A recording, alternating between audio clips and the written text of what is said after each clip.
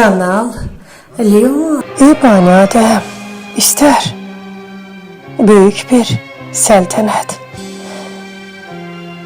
ya imarət, ya saray, ya büyük bağlı baxatlı bir ev, ya koma, ya daxma. Axı sən vücudunla bu yaşadığın məkanı zəbt etmirsən.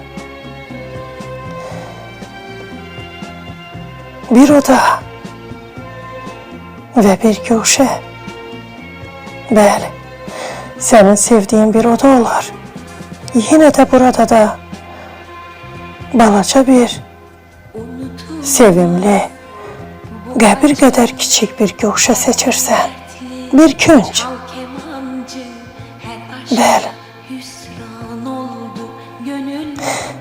qəbir qədər kiçik bir sevimli güşə. Hansı ki burada dincəlirsən, istirahət edirsən.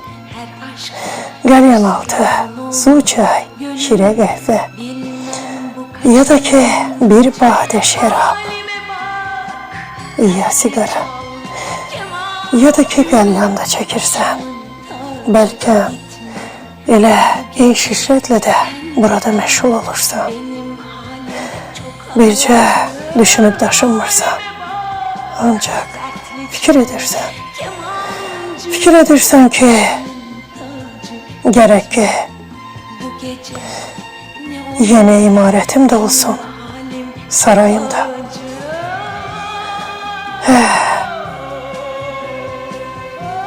Digər isə daxması olan imarət istəyir, bu barədə fikir edir.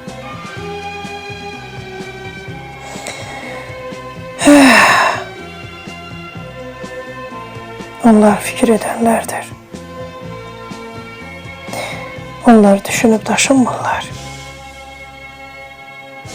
Düşünüp daşınan onların sevip seçtikleri qəbir qədər kiçik olan bu güşədir. Görəsən o ne deyir? O ise deyir ki, ey bəndə, sən axı bu dünyadan axirət dünyasına köçdükdə elə bu qəbir qədər kiçik olan güşəyə köçəcəksən, torpağın altında.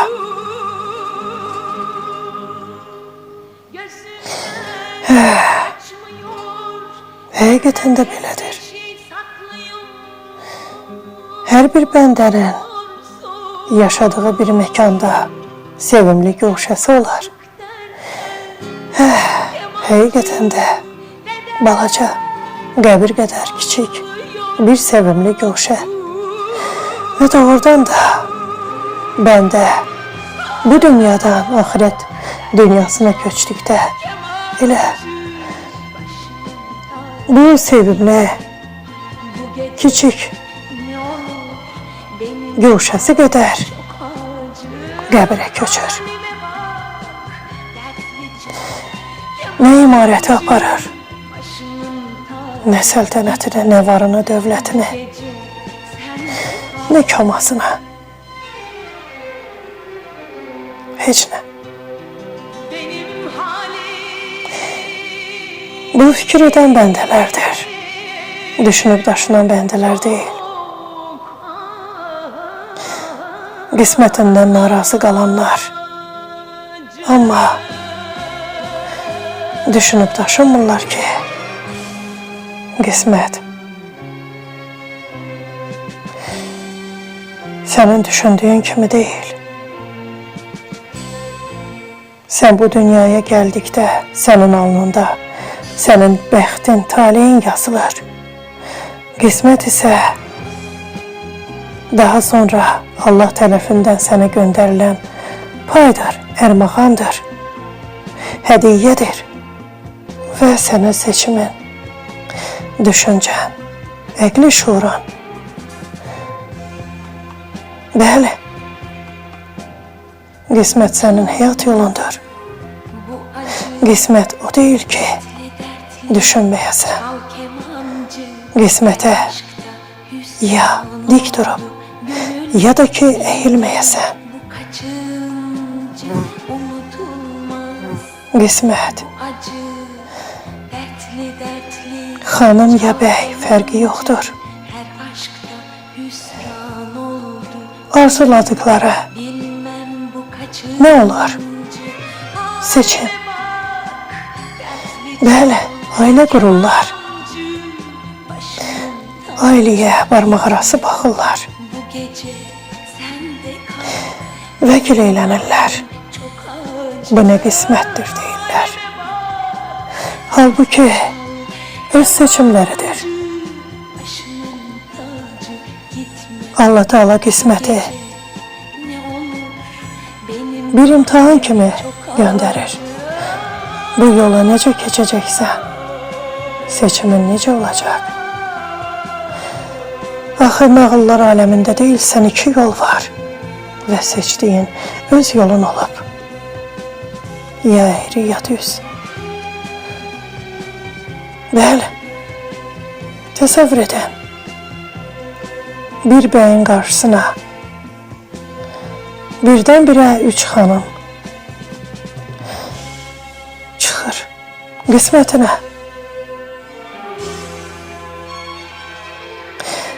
Xanımın isə qismətinə 3 bəy çıxır.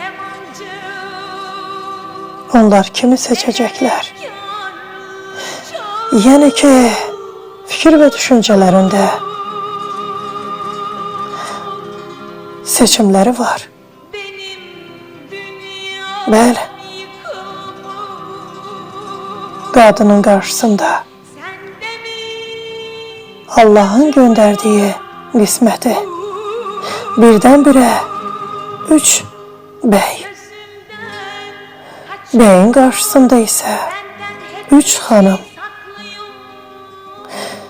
Və o düşünüb daşınmadan seçimini edir. Ve qismətim deyir. Bu imtihandır. Demək seçimini düz etməmisən. Bəli. Aydındırmı? Mən nə demək istəyirəm? Bəli, bu belədir. Məyər sən eybəndə mağazaya getdikdə ya bəy ya xanım fərqi yoxdur.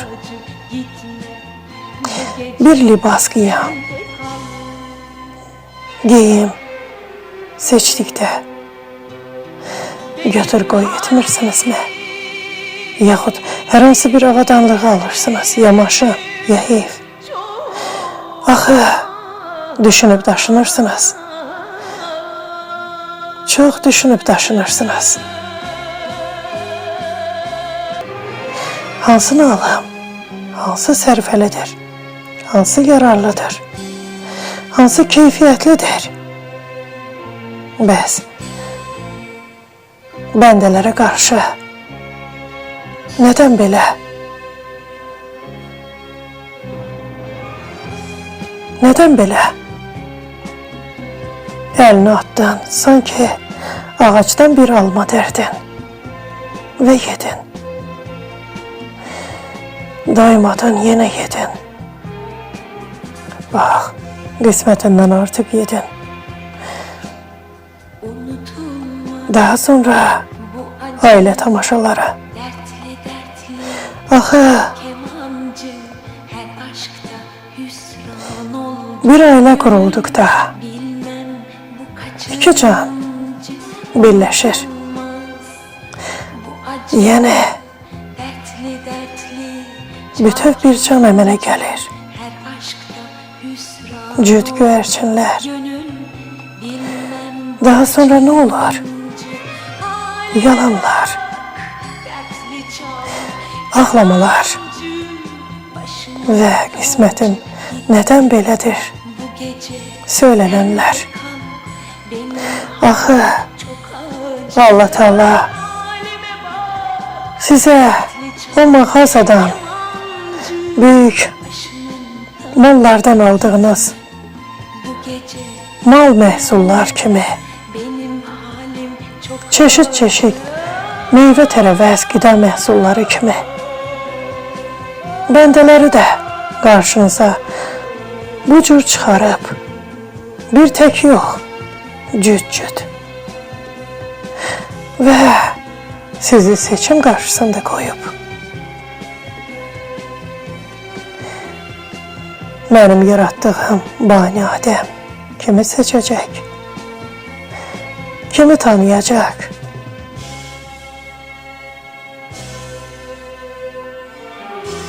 Məyər bunu bilmirsinizmi? Bir bəndənin qarşısında durduqda, hem söhbət olduqda, elə o zamanda bu bəndəni, bu havasını duymaq olur. Səni boğurmu onun? Yəni ki, huzuru, onun vücudu, onun bu havası səni sıxırmı?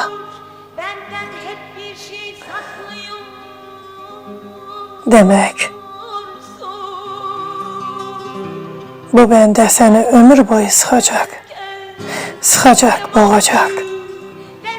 Yox, əgər rahat, sərbəst, qəlbin sevinirsə, demək seçimin doğrudur.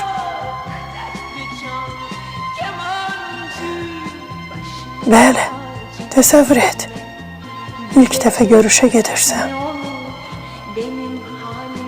dəvət ediblər sənə, bəy, yaxanın fərqi yoxdur, görüşürsən, qəlyan altı edirsiniz, elə heç anlar keçmədən, bax bu zaman düşünüb daşınırsan, fikir etmirsən, düşünüb daşınırsan ki, nədən mən bura gəldim? Durub çıxıb getmək istəyirsən, amma hörmət xatirinə oradasan. Sıxılırsan, mənim adamım deyil deyirsən, amma gedə bilmirsən. Hörmətsizlik etmirsən. Sadəcə gözləyirsən ki, bir yudum çay ya qəhvə içəsən. Daha sonra gedib arxana tüpürəsən. Çünki səhv gəlmisən, çaşmısan, amma dərk edirsən. Artıq dərk etdin. Demək, düşünürsən. Düşünməyənlərə isə fərqi yoxdur. Oturacaq, yeni görüşəcək. Sadəcə gecələri yatmayıb, fikirləşəcək, düşünüb daşınmayacaq. Sənin kim olmayacaq. Sən düşündün və həmən o zaman elə süfrədən qalxmaq istədin, amma hörmət xatirinə qalxmadın. Fikirləşdin ki, Hənanın yeri deyil. Amma bu bədbəxt fikir edənlər elə qəlyanaltı da edəcək, qəlyan da çəkəcək. Düşünməyəcək. Sadəcə gecələri yatmayacaq, fikir edəcək. Bilirsiniz mi nə düşünəcək? Bunu mən deyirəm, düşünəcək. Yəni, onun fikir etməyi haqqında demək istəyirəm. O fikirləşəcək ki, məni sevir ya sevmir. Benim qismətimdir, yoxsa qismətim deyil. Məni alacaq, yoxsa almayacaq. Görüşüm, yoxsa görüşməyim. Yaxud da ki, bəy tərəf. Görəsən məni sevir. Mənim olacaq, yoxsa olmayacaq. Əlbəttə ki, olacaq. Bəli. Fikir edən bəndələrə hər şey olacaq. Bəli. Bugün fikir edirlər. Nədən mənim sevgilim yoxdur? Nədən mənim ərim yoxdur? Ya dostum yoxdur, sirdaşım? Ya qulaq yoldaşım? Bunu bəy də xanım da belə düşünə bilər. Hər bir bəndə. Amma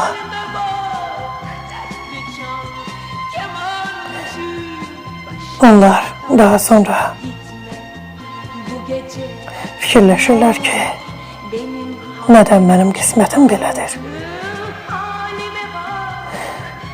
Düşünüb daşınmırlar ki, axı, elə Allah Taala bu dünyaya səni qismət gətirib. Bu dünyanın qismətisən.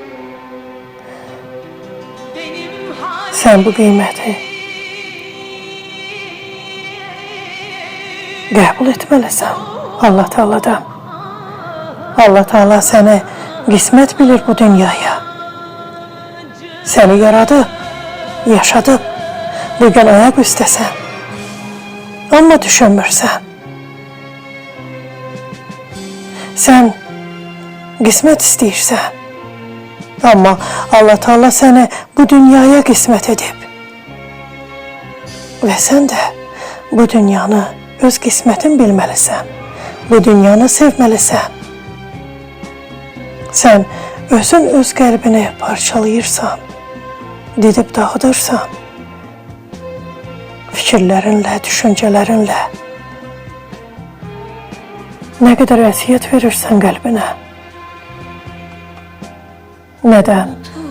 Məndə bu yoxdur, o yoxdur. Nədən mənim bəxtim belə gətirdi, talihim budur. Ya qismətim belədir. Axı, talih, bəxt haqqında danışa bilməzsən. Çünki o alnına yazılıb. Səni nə gözləyib bilə bilməzsən. Qismət isə Allahın göndərdiyi ərmağan, hədiyyə, payıdır. Və səni seçim qarşısında qoyur. Əgər qəbullayarsansa, buna sevinərsənsə, o vaxt deyərsən ki, şükür olsun Allahın kəramətinə. Mən bugünə kimi Allahımın mənə göndərdiyi payını qəbullanmışam və sevirəm. Hər nəyim varsa, canlı cansız, yəni o yanında olan kimlərsə, yaxud da ki, hər hansı bir evin, maşının, hər hansı bir əşyan və bunların hər birini sevirsən. Çünki razısan, xoşbəxtsən həyatında. Amma düşünüb daşınırsan ki, nədən məni dinləyən yoxdur qulaq yoldaşım, sirdaşım, dostum, sevgilim, ərim. Məni dinləyən yoxdur. Nədən? Sənin qəlbində olan ağrı acını başqaları bilməlidir. Sən əksinə başqalarını rahat etməlisən. Başqalarının qəlbində olan ağrıları, acıları, təlaşı, təşvişi, qəmi, qüssəni, kədəri, üzüntüləri yox etməlisən. Sən onlarla həm söhbət olduqda onlar rahat olmalıdırlar və sənə minnətdar olmalıdırlar ki, çox sağ ol, bizim qəlbimiz rahat oldu. O vaxt sənin ağrı, acıların da unudular.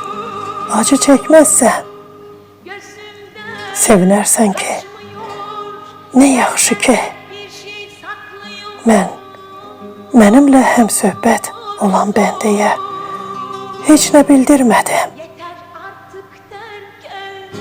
Bir de eğer burada sevgiden söhbət giderse, burada iki can birbirini taparsa, onların her biri birbirini başa düşer, dərk eder, qəlbinin dərinliyine varar, kitap kimi oxuyar, bana bilen. Bugün evlenir ve kısmetim değil, deyir. Gidip bir başka hanımla görüşür ve eve geldikdə öz gül kimi tertemiz hanımını cezalandırır. Neden? Çünkü o görüştüğü fahişe ona olmasın bir sözler çatdırır. Yəni demek istəyir ki, fikirləşməsin ki, bu kişi mənimlə görüşürsə mən fahişiyəm. Qoy arvadını da fahişə bilsin. Fikirləşsin ki, o mənimlə görüşdükdə o da kiminsə sevgilisi ola bilər. Yavar kimidir. Belə də ailələr dağılır. Qismətim deyil deyir. Ya da ki tam fərqli olur. Bir hanım, 5 uşaq anası, 5-ci uşağı başka bir kişidendir. Onu da öz ərinin övladlarının siyasına yazdırıb. Kişisi eve geldikdə başı dik gelir, başını yukarı kaldırarak. Ama düşünüp daşınmır ki onun fahişe arvadı onun papağını yere sokup, çünkü onun ayakkabısının altına layık olmayan ünsürler ona çəp-çəp baxırlar. Bəli, evde hanımını döyen kişiler ya gelip diyecek ki neden çayın rengi ağdır ya yemeğin tuzu azdır. Niye? Bəhanələr olur. Bəli. Ya qadın ya kişi tərəfdən bəhanələr olur. Hansı tərəf yolunu çaşıbsa, bax onlar uydurmalar, nağıllar uydurarlar.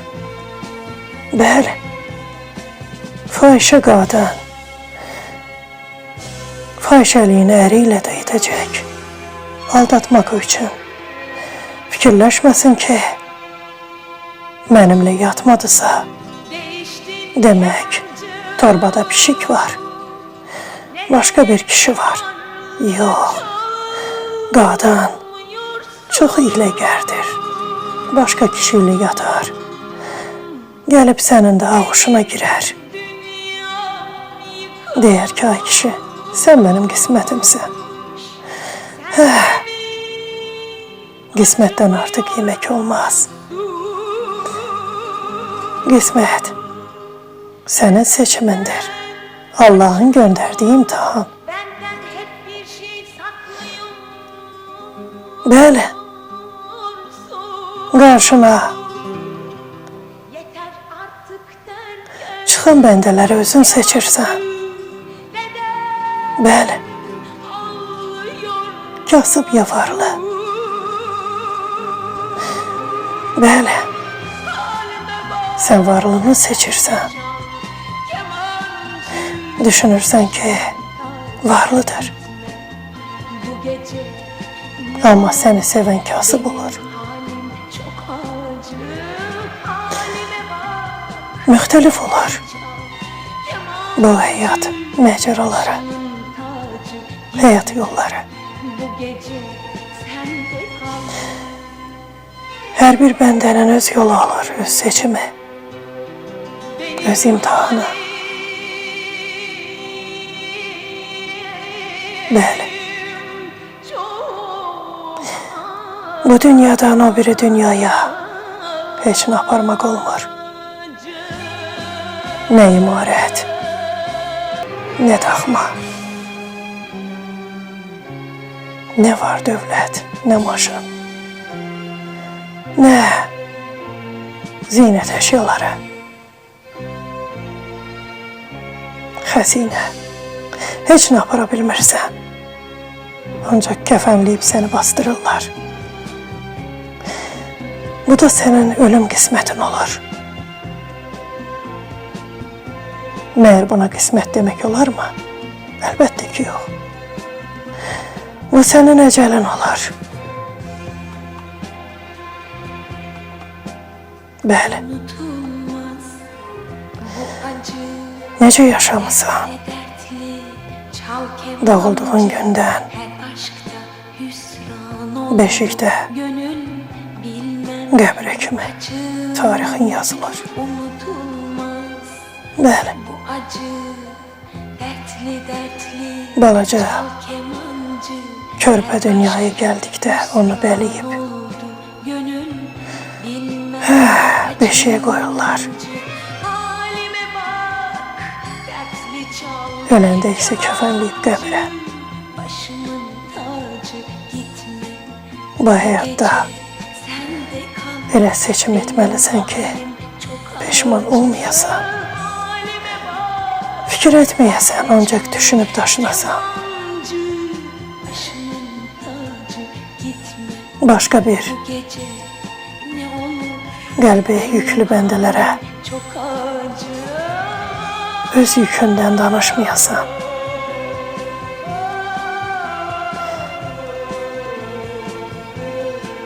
Bu axmaqlıqdır. Bəli.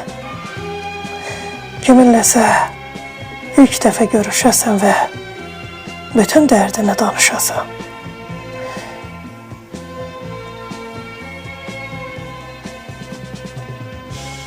O səni rahat etməz, incidər.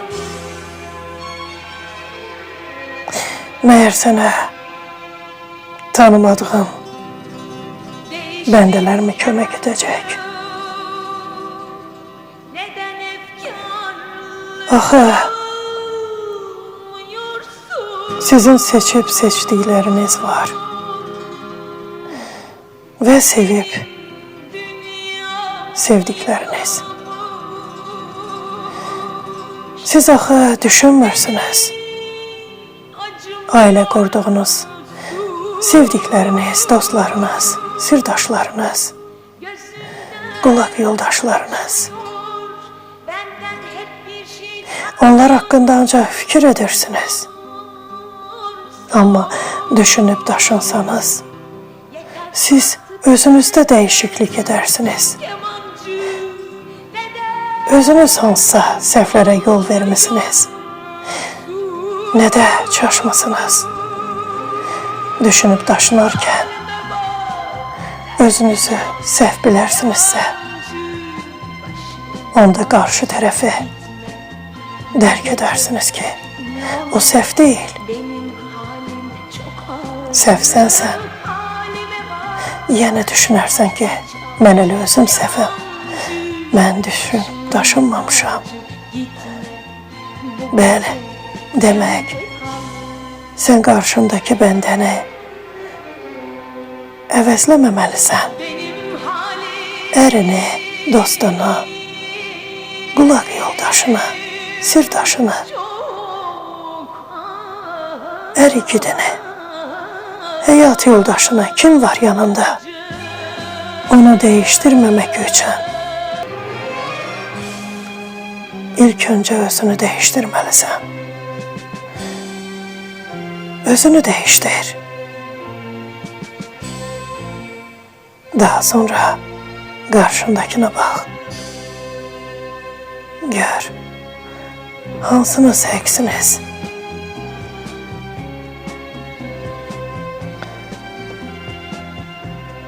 Fikir etmə. Ancaq düşün daşın. fikirləş. Çalış özünü değişə. Çalış, özün değişəsən. 180 derece. Çünkü səhvə yol vermiş olarsan, qarşındakı bir bəndəni xəyanətkar bildiğin halda özün yolunu azarsan, çaşarsan. Ama özünü değiştirsən, həqiqəti bilərsən. Eğer karşındaki xəyanətkardırsa, pis bəndədirsə, zalimdirsə, qəddardırsa, canidirsə, sen onu tanıyacaksan. Ve o halda bileceksin ki, doğrudan da qismət Allah'ın payıdır, ermağanıdır, hediyesidir ve bəndənin seçimidir, imtihanıdır. Bəli,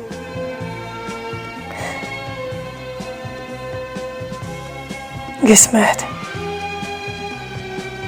bir talih yoludur. Bu yolda her şey olar. Hem de oyun.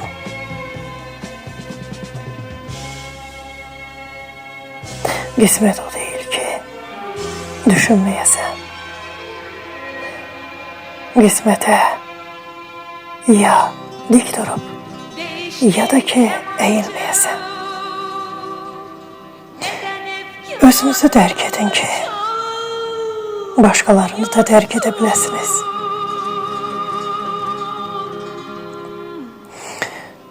İlk önce özüne bu dünyada qismət bil.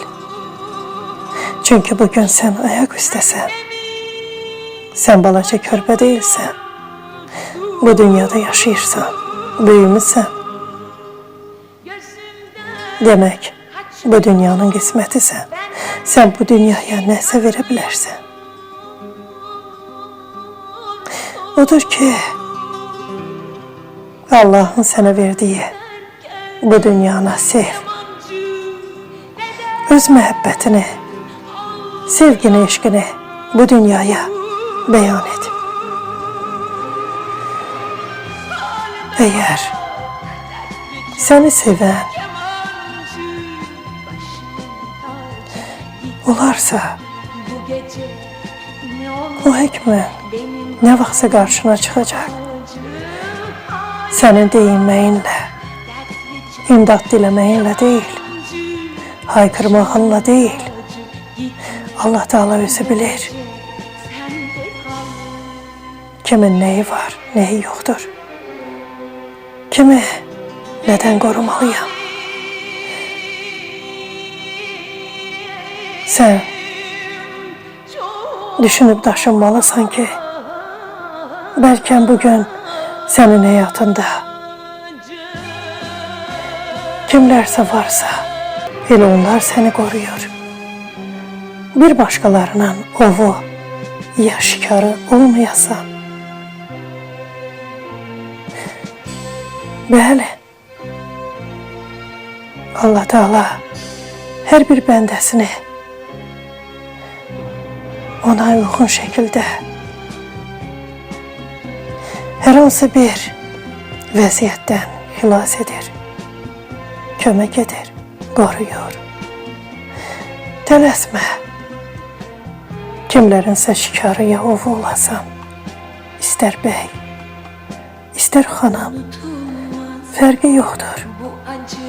İstər bəy ya xanım, hər ikisi ov ya şikar ola bilər, ya quyuya düşər, ya hər hansı bir faciə ilə üzləşər. Bugününüzə şükredin, Allah'ınıza şükredin. Allah'ı tanıyan Allah Teala özü bilir kime ne verir. Bugün senin duz çöreğin varsa, bak bu duz çöreğe şükretmelisin. Varın varsa, Bu vara şükretməlisən. Bu vara dövləti sənə Allah Taala verib. Bəli, sən ona necə sərf edirsən, Allah Taala onu da görür. Kimlərə səl tutursan, yoxsa yox. Bəlkə elə sənin varın dövlətin, sənin qismətindir, halal qismətin. Bəlkəm də yox.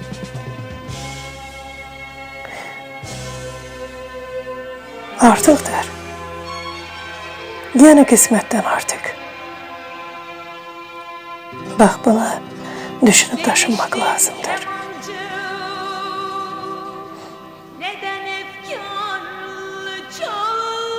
Bir yoldan bir küp taparsan qızılla dolu. Deyərsən ki, bu mənim qismətimdir. Apararsan evinə, eşiyinə və xımır-xımır yeməyə başlayarsan. Amma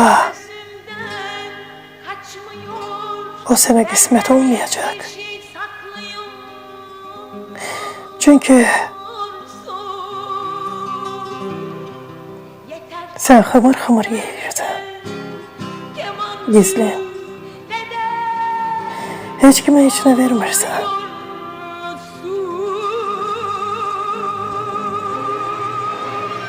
Yoldan bir pul kisəsi taparsan, deyərsən qismətimdir. Amma o da sənə qismət olmaya bilər.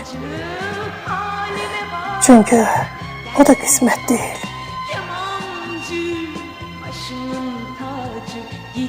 Qismət sənin halalın olmalıdır. Tapılan mal ya uğurlanan mal heç zaman qismət olmur. Sən onu yeyə də bilərsən axıra kimi, amma halalın olmayacaq. Axı bilmirsən, onun tarixi nədir? Kimindir? Bəlkəm o küpün yiyəsi tapılsa, elə o sənə qismət edəcək onun yarısını. Halalcasına gizlin yox aşkar yiyəsən. Yaxud pulun sahibi. Sən onun yiyəsini tapsan. Axı, o az miqdar deyil. Mən kisələrdən danışıram. Hansı ki, sahibi ola bilər. Amma yoldan əyilib hər hansı bir qızıl düyməni ya bir tay qızıl sırğanı tapırsansa, söhbət ondan getmir. Küpdən gedir, kisədən gedir və halallıqdan gedir, uğurluqdan yox. İnsan haqq olmalıdır, halal olmalıdır. Hər bir seçimində sən hər hansı bir əşyanı alırsan, zinət əşyasını ya hər hansı bir avadanlığı nə qədər diqqət kəstirirsən, sağına soluna baxırsan, əlinlə yoxlayırsan, nə qədər, hətta bu malları, məhsulları almaq üçün zəmanət tez tələb edirsən. Bəs qarşındakı bəndə, canlı bəndə nədən onu dərk etmirsən?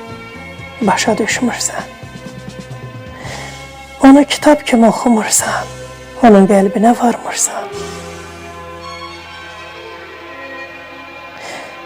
Neden? Her bir bəndənin ağrısı, acısı olar. Ama bu ağrı acıya alüde olanlar, bu ağrı acıdan ağlayanlar ve ağrı acısını kənarlaşdırıb həyatla barışanlar olar.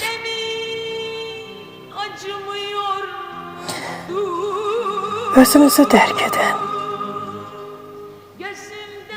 Daha sonra çalışın ki başkalarını da dərk edə biləsiniz.